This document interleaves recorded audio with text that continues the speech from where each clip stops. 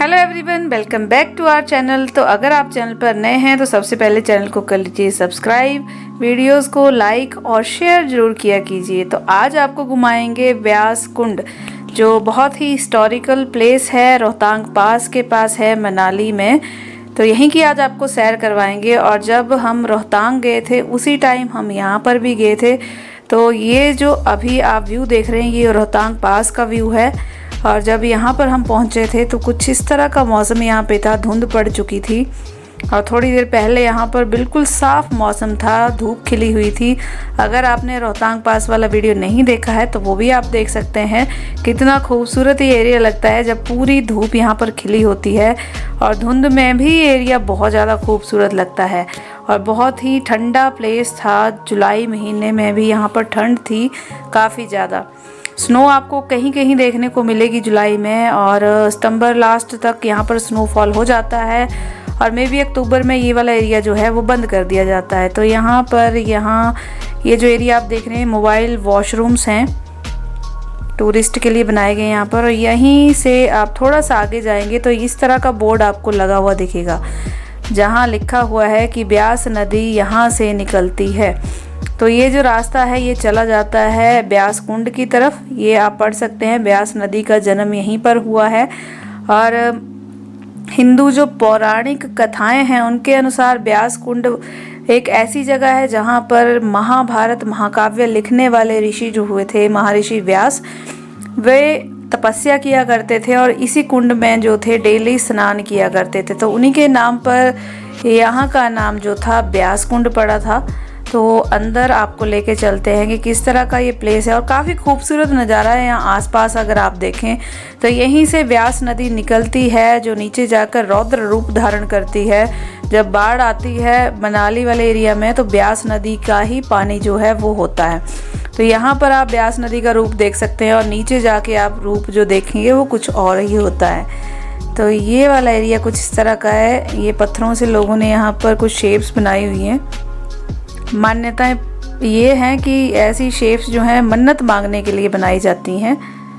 तो यहाँ चलते हैं। ये जो आप डोम शेप देख रहे हैं, जैसे इग्लू की शेप होती है, इस शेप को यहाँ पर बनाया गया है। और इसी के अंदर है ब्यास कुंड, जहाँ पर लगभग 12 वर्षों तक व्यास ऋषि ने जो थी वो तपस्या भी की थी, और यहाँ वो डेली स्नान भी करते थे। तो यहाँ पर बोर्ड भी लगा है जिसपे ये सब कुछ यहाँ पर लिखा गया है। तो यहाँ आपको घुमाने के बाद ले जाएंगे नीचे मनाली की तरफ, और रास्ता आपको दिखा दूंगी पूरा किस तरह का है। और व्यू आप यहाँ से देख सकते हैं किस तरह का व्यू है ये पूरा।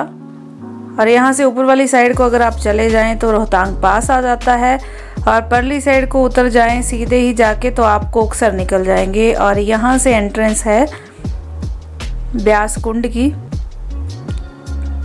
ये है जी ब्यास कुंड, ये जो आप पानी निकलता हुआ देख रहे हैं। यहाँ पर आप देख सकते हैं व्यास नदी यहीं इसी स्थान से निकलती है, और ये पूरा डोम शेप है ऊपर तक। और यहाँ की जो हाइट है बता देती हूँ, सी लेवल से 4000 मीटर के लगभग है। और फीट में बोलें तो 12,500 फीट जो है सी लेवल से यहाँ की हाइट है। और ब्यास नदी के बारे में बताऊँ तो हिमाचल में ब्यास नदी जो है वो 256 किलोमीटर का एरिया जो है वो कवर करती है अलग अलग डिस्ट्रिक्ट के अंदर। और बाद में जो है हिमाचल से ब्यास नदी निकलती है सीधी पंजाब जाके, पंजाब स्टेट में जो हमारा इंडिया का ही हिस्सा है। तो ये पूरा व्यू है यहाँ का, काफ़ी खूबसूरत प्लेस है। और अगर आप रोहतांग आएँ तो ये सड़क के साथ में ही आपको देखने को मिल जाएगा, कहीं आपको दूर जाने की ज़रूरत नहीं पड़ेगी। ऊपर आप स्नो भी देख सकते हैं, ऊपर वाली साइड को स्नो दिख रही है। और यहाँ से जब नीचे की तरफ चलते हैं, वापसी हम मनाली की तरफ जा रहे हैं। अगर आप इसी रास्ते को ऊपर की तरफ चढ़ाई चढ़ेंगे तो आप कोकसर वाली साइड निकलेंगे जाके। एक्चुअल में हम आए थे अटल टनल क्रॉस करके कोकसर, और कोकसर से रोहतांग, और रोहतांग से अब हम मनाली की तरफ जा रहे हैं। तो उस रास्ते पे आपको ये देखने को मिलेगा। और व्यू काफ़ी अच्छा है, सड़कें काफ़ी अच्छी हैं यहाँ पर। ऐसा कुछ नहीं है कि रोड काफ़ी ज़्यादा ख़राब हैं। और ये आप सामने देख सकते हैं, यहाँ आपको स्नो देखने को मिलेगी। ये है जी रानी नाला। ऊपर पानी आ रहा है, नीचे है ये ग्लेशियर। बर्फ़ देख लो आप कितनी काली हुई पड़ी है, क्योंकि ये पुरानी बर्फ़ है तो इसी तरह की मिलेगी। और यहाँ नीचे नीचे से होके पानी जा रहा है, ये भी ग्लेशियर है नीचे की तरफ को, ये निकल रहा है पानी। और इसी ग्लेशियर के नीचे से पानी वो नीचे निकलेगा। सामने लिखा गया है रानी नाला। ये व्यू बहुत ही खूबसूरत। ये जी बर्फ, आजकल ऐसी बर्फ मिलेगी देखने को, हार्ड हो चुकी है। और ये पोल्यूशन है, ये जो गाड़ियाँ यहाँ से क्रॉस होती हैं उनसे जो धूल मिट्टी उठती है वो सारी इस बर्फ पे बैठ चुकी है। और आप देख सकते हैं अभी भी ये आई थिंक 12 से 13 फीट बर्फ़ यहाँ पे होगी। और देखो मौसम एकदम से कैसे चेंज हुआ। ये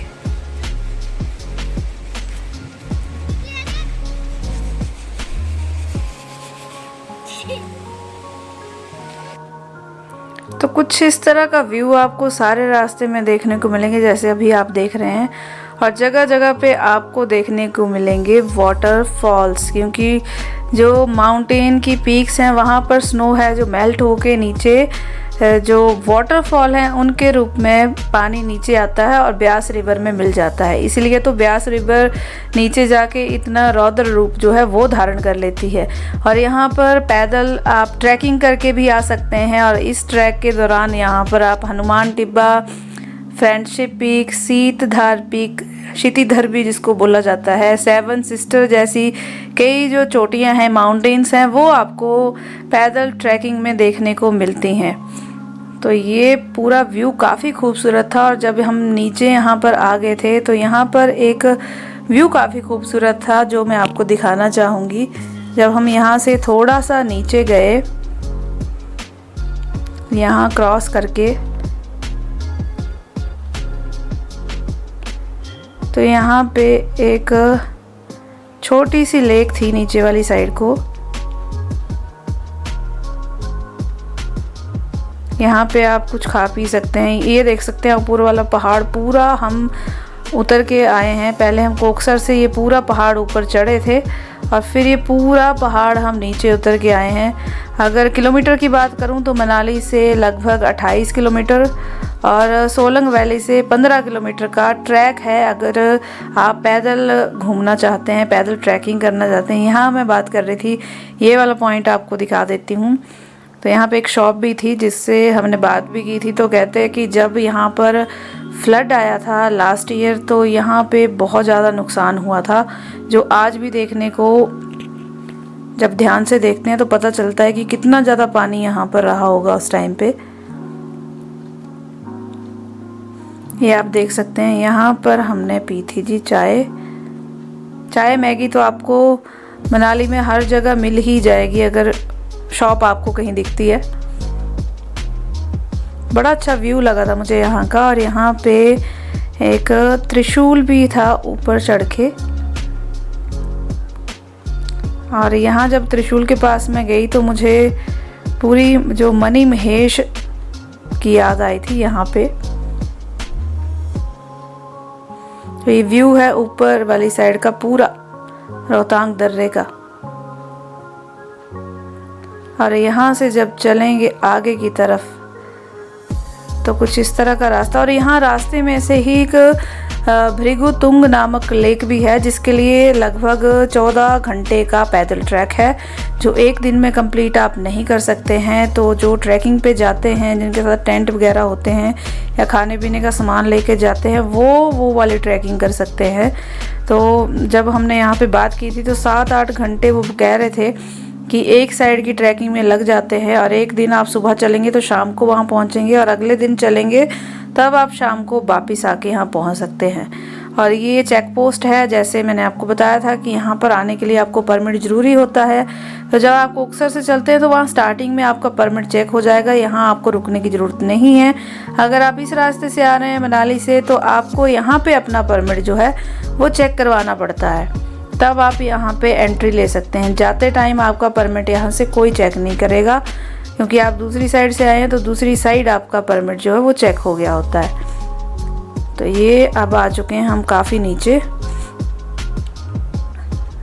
और जो पीछे एरिया में आपको दिखा रही थी वो गुलाबा वाला एरिया है, उस जगह का नाम है गुलाबा, जहाँ पे मैंने त्रिशूल वाला एरिया, और उससे पीछे जहाँ पर आपको शॉप्स वगैरह दिख रही थी तो वो पूरा एरिया जो है वो गुलाबा बोला जाता है उसको। तो इस तरह के देवदार के पेड़, ठंडी ठंडी हवाएं। यहाँ आके थोड़ा सा मौसम गर्म हो चुका था, बट ऊपर जब हम थे तो काफ़ी ज़्यादा ठंडा था मौसम।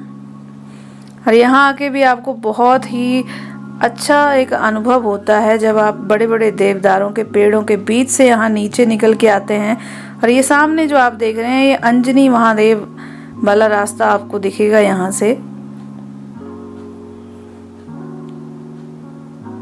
तो इसी तरह के सेब के बगीचे यहाँ पर, बड़े बड़े होटल्स, और वो सामने जो आपको वाइटिश बीच में से दिख रहा है वो अंजनी महादेव वाला एरिया है, यानी कि सोलंग वैली वाला एरिया है। यहाँ से जो सामने दिखेगा, जब हम गए थे तो हम गए थे सोलंग वैली वाली साइड से, बट वापिस हम दूसरे रास्ते से आ रहे हैं।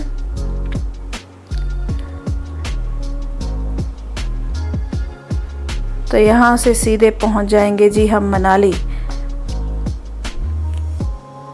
तो एरिया का डिफरेंस आप देख सकते हैं, कितने ऊंचे ऊंचे पहाड़ थे कोकसर वाली साइड पे, रोहतांग वाली साइड पे, और जब मनाली यहाँ नीचे आके देखा जाता है तो हमें ये पहाड़ नॉर्मल ही लगते हैं। जब ऊना से चलते हैं तो मनाली वाले पहाड़ बड़े हो जाते हैं, जब मनाली से आप दूसरी साइड को निकलते हैं तो आपको लगता है वो वाले पहाड़ बहुत ज़्यादा बड़े बड़े हैं। तो ये पूरा एरिया है, अगर आप मनाली आएँ तो ये वाले एरिया जो हैं वो ज़रूर घूमें। इसके साथ साथ बहुत सारे एरिया हैं, नग्गर कैसल है, टॉरिक आर्ट गैलरी है, त्रिपुर सुंदरी मंदिर है, वो आप ज़रूर जा सकते हैं।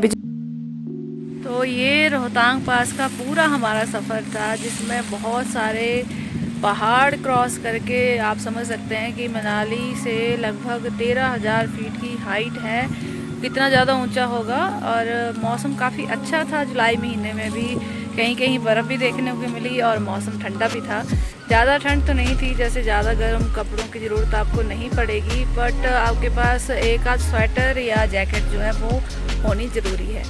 और जब आप यहाँ आएंगे तो यहाँ से वापस जाने का दिल जो है वो बिल्कुल नहीं करता है, लेकिन जाना तो पड़ेगा। तो थोड़ा मन उदास हो चुका है नीचे आके। तो ये कंप्लीट वीडियो थी, मिलेंगे नेक्स्ट वीडियो में। नए हैं तो चैनल को सब्सक्राइब जरूर करें, लाइक और शेयर ज़रूर किया करें वीडियोस को। मिलेंगे नेक्स्ट वीडियो में, तब तक के लिए धन्यवाद।